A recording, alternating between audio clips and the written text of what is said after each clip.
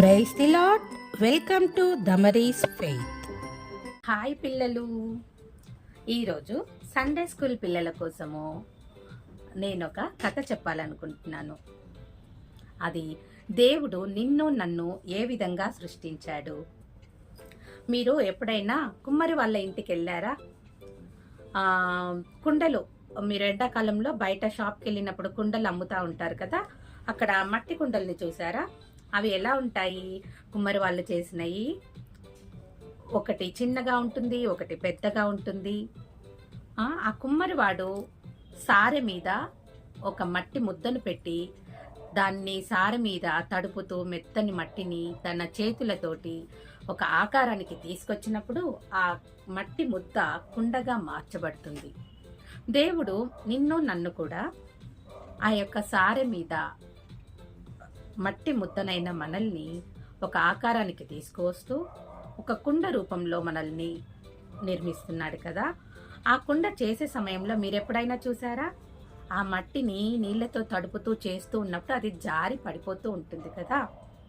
మరి అలా చేసినప్పుడు మనం కూడా మన యొక్క జీవితంలో ఏదైనా చిన్న చిన్న కష్టాలు వచ్చినప్పుడు, మనం పడిపోయినప్పుడు, దేవా నీ కృపతోటి నన్ను నడిపించు, నాకు ఈ కష్టం వచ్చింది అని ప్రార్థన చేస్తే దేవుడు తప్పకుండా మన యొక్క కష్టాన్ని తీర్చేవాడుగా ఉంటాడు.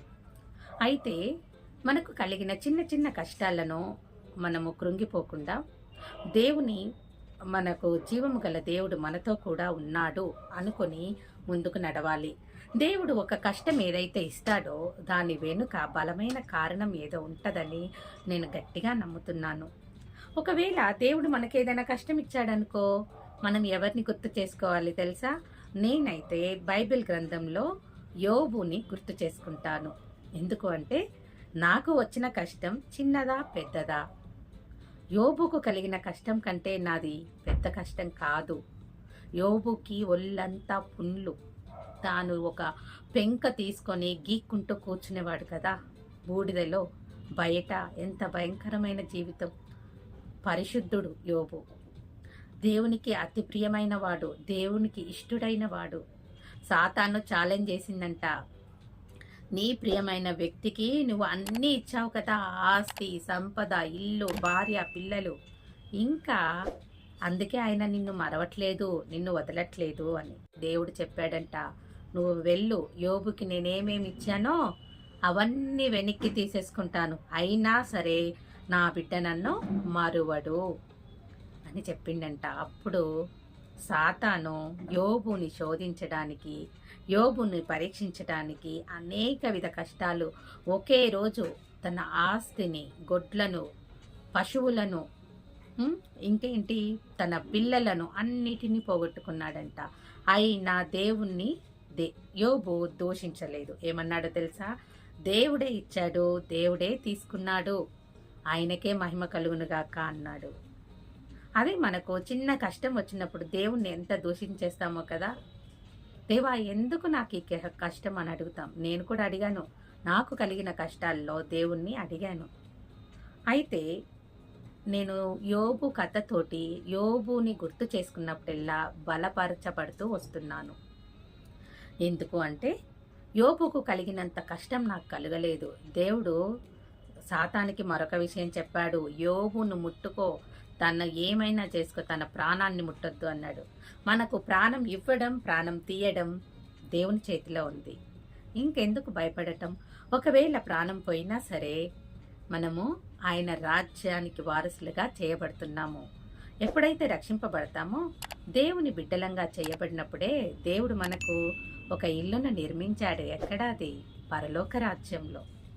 అయితే నేను ఈరోజు కుమ్మరి కుండల గురించి చెప్పడానికి వచ్చాను, కానీ మన టాపిక్ అంతా ఎటెటో వెళ్ళిపోతుంది. అయితే ఒక విషయం ఏంటంటే, నేను సండే స్కూల్ నేను నా VBSలో నేర్చుకున్న పాటను చాలామంది పిల్లలకు నేర్పించాను, కానీ యూట్యూబ్లో ఇప్పటిదాకా నేను పెట్టలేదు. అందుకని ఇప్పుడు మీ ముందుకు ఆ పాట ద్వారా వస్తున్నాను. మన కుమ్మరివాడు అయిన యేసు ప్రభువు ఒక్కొక్క కుండని ఒక్కొక్క రీతిలో చేస్తున్నాడు. ఏంటి, నువ్వు ఆ కుండ పొట్టిగా ఉంది, ఈ కుండ పొడుగ్గా ఉంది అని నువ్వు అనుకోవడానికి లేదు. అది దేవుని ఇష్టము. అయితే దేవుని ఆ యొక్క కుమ్మరివాడైన దేవుడు సారె మీద మనల్ని ఏ విధంగా చేస్తాడో చిన్న పాటతోటి మీరు నేర్చుకుంటారా? ఓకే. సారే మీద నన్ను సారే సారేకు జారిపోతూ ఉన్నా కరుణా చూపుమా, సారే మీద నన్ను సారే సారేకు జారిపోతూ ఉన్నా కరుణా చూపుమా, నీలో మంచి రూపం నాలో ఏర్పడా, నీలో మంచి రూపం నాలో ఏర్పడా, మలచి మలచి చేయుమా మంచి పాత్రగా, మలచి మలచి చేయుమా మంచి పాత్రగా, మంచి పాత్రగా. దేవుని రూపాన్ని మనకు ఇవ్వమని, మనల్ని ఇంకా కష్టాలతో మలిచి ఒకవేళ పడిపోయినప్పుడు లేవనెత్తుతూ దేవుడు మనల్ని సరిచేస్తూ ముందుకు నడిపించాలని కోరుకుందాము. ఎవ్వరు ఎన్ని మాటలన్నా ఎత్తి పొడుపు మాటల్ని మనము మనసును పెట్టుకోకూడదు. పరలోకపు తండ్రి జీవము గలవాడు. ఆయన ఏ స్థితిలో ఉంచితే నీవు నేను ఆ స్థితిలోనే ఉంటాము. దేవుని చిత్తము లేకుండా ఏది జరగదు. నీకు ఒకవేళ ఏదైనా కష్టం వచ్చింది అని నీవు అనుకుంటే దాని వెనుక ఏదో దేవుడు నీ కొరకు దాచి ఉంచిన బహుమానం ఉందని గుర్తుంచుకో. నేను అదే నమ్ముతున్నాను. చిన్న ప్రార్థన చేసుకుందాము. మహోన్నతుడా, మహాగండ, నీకు వేలాది వందనాలు, స్తుతులు, స్తోత్రాలు. మరి ఈ యొక్క సమయంలో ప్రభా, ఈ యొక్క సమయంలో ప్రార్థిస్తుండగా మా యొక్క ప్రార్థనని ఆలకించండి. సారె మీద మమ్మల్ని మంచి కుండగా మీరు నిర్మించే దేవుడవైనందుకు మీకు వందనాలు. మీ యొక్క రూపాన్ని మా జీవితాల్లో ఇస్తున్నందుకు, మీ యొక్క రూపాన్ని మాకు ఇస్తున్నందుకు మీకు వందనాలు. మేము జారి పడిపోయినప్పుడు మమ్మల్ని మలిచి మలిచి తిరిగి మంచి పాత్రగా అయ్యే వరకు మీ యొక్క చేతుల్లో మమ్మల్ని ఉంచుకొనండి. ప్రవ్వా, యోబుకు ఎంత కష్టం కలిగినా సరే తాను మిమ్మల్ని దూషించలేదు. మాకు కలిగే కష్ట నష్టాల్లో మేము మిమ్మల్ని దూషించకుండా ప్రభా యేసయ్య మిమ్మల్ని మహింపరిచి గణపరిచే వారంగా ఉంచండి. మరి మేము నమ్ముతున్నాము, యోబుకు ఏ విధంగానైతే రెండంతల ఆశీర్వాదాలను ఇచ్చావో మీరు మాకు కూడా రెండంతల ఆశీర్వాదాలని, కలిగిన కష్టం వెనుక దాచి ఉంచిన బహుమానాన్ని మేము పొందగలమని నమ్ముతున్నాము. ఏ బిడ్డ అయితే కష్టంలో ఉందో, ఏ బిడ్డ అయితే ప్రభా వ్యాధితో బాధతో ఉందో వారిని స్వస్థపరచండి ప్రభా.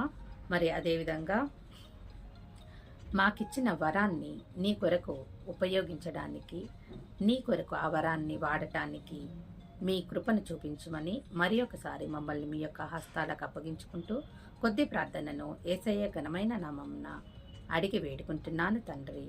ఆమేన్. Praise the lord. నా యొక్క వీడియోస్ కనుక మీకు నచ్చినట్లయితే please like and share, subscribe my channel. Bye. ఇంతవరకు ఎవరైతే సబ్స్క్రైబ్ చేసుకున్నారో వారందరికీ నా ధన్యవాదాలు. ఇలాంటి మరెన్నో వీడియోస్ కొరకు please like and share, subscribe my channel. Thank you. Praise the lord.